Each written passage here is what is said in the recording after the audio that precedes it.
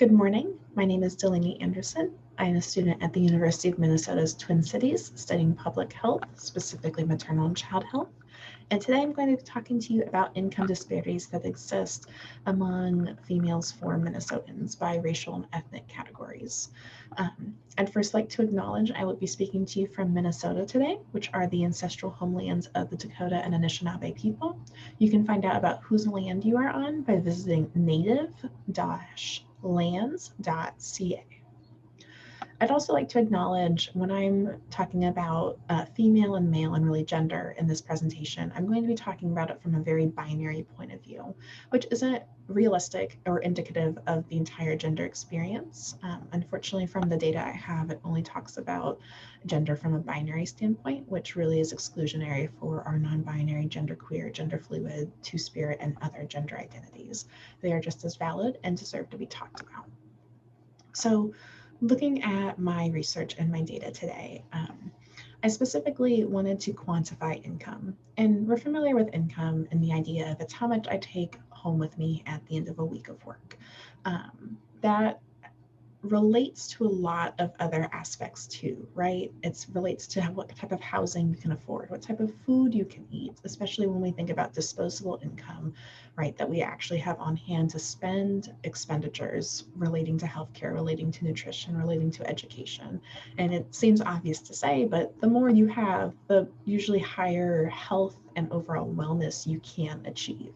So looking at disparities by ethnicity and then by gender within each ethnic group is important to be able to quantify the disparities that exist and how bad they are. So my data specifically is coming from the American Community Survey from 2019. It's a form of the census.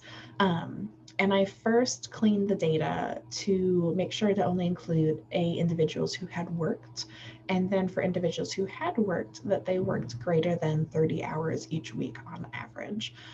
Minnesota doesn't specifically quantify who is part-time versus full-time. They just think of a full work week as the 24-hour, 7 days period. And so they only quantify what's overtime if you work greater than 48 hours a week. So I chose to use 30 as my kind of inclusion factor based off of the phenomenon that some employers might underschedule employees less than 40 hours, which is typically a full work week, to avoid providing health benefits and other associated goods with working as a full-time employee. From there, when I divided each individuals into their racial and ethnic groups, I used summary statistics to find the interquartile range and then use the median plus 1.5 times the interquartile range to remove any outliers, because I really wanted to make sure we were going to be talking about representative samples. Before getting these final numbers, I did use sampling weights to make sure that this was, again, representative. So before we get into the exciting chart, I want to talk about who's actually in my data.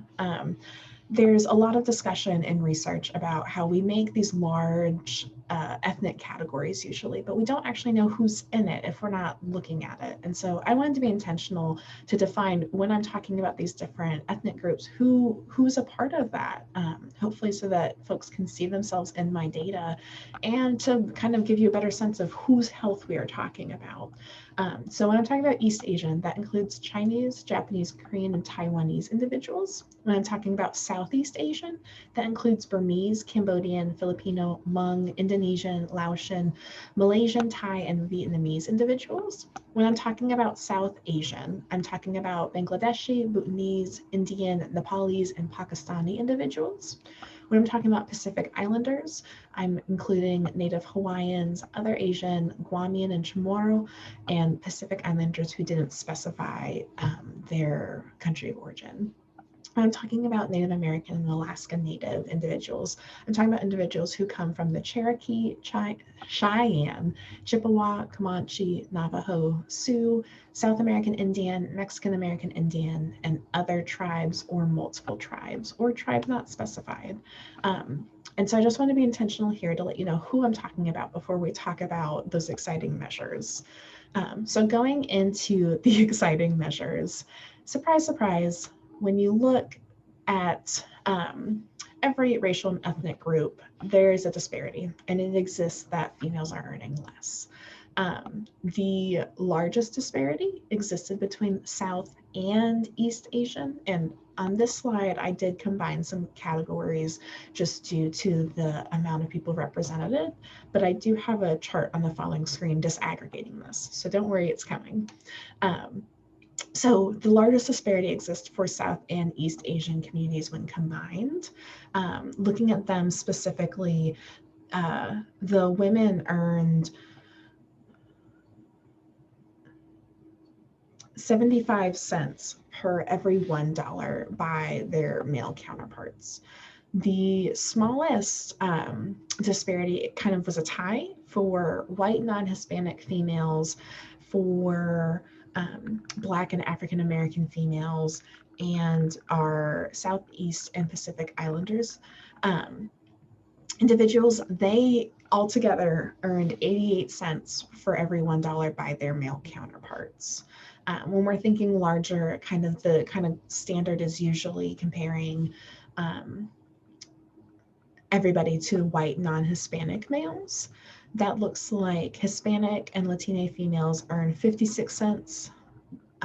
Black and African American females earn 63 cents. American Indian and Alaskan Natives earn 60 cents. South and East Asians actually earn more. They earn $1.06 for every $1 by white non-Hispanic males. Southeast Asian and Pacific Islander females earn 59 cents, and multiracial individuals earned 72 cents for every $1 made by Minnesotan white non-Hispanic males. Now, breaking it down a little bit further to what I mentioned, I disaggregated the data to just have Southeast and Southeast Asian. And this is where we find something very interesting. When we break up into just these groups, we find the largest disparity actually exists for the South Asian individuals. Those females earn 55 cents per $1 made by their male counterparts. And again, this data was exclusive to only include people who worked greater than 30 hours a week. So again, this isn't just because someone trying to argue that the females are working less or something like that. Like everybody here is working a similar amount of hours, and that's still a very large disparity.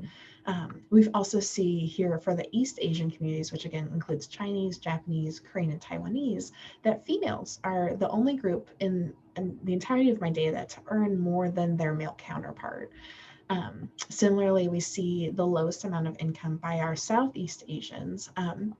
The disparity is smaller there compared to the male counterpart. Females only earn 87 cents per $1, but again, when it was conglomerated, you don't see this fine, nuanced picture. And so returning to the entirety of my presentation, when we think about all Minnesotan males and all Minnesotan females, the mean income for males was about $55,000 compared to females was about $48,000, which is a difference of $7,000. Which I don't know about you, but an extra $7,000 a year is not a bad thing. And so when we think about maybe households and families that are headed by females, that loss of income, that difference could be quite significant. All in all, we see there's a disparity. It exists. And so now that it's quantified, something should be done about it. I would also like to really push the idea that disaggregating our data is important, because if I didn't, we wouldn't have seen that very interesting and very important nuance, the only group where females earn more than their males, or where the largest disparity actually exists. The pushback against disaggregating is it takes more time, but it should be something that we budget for when we talk about research.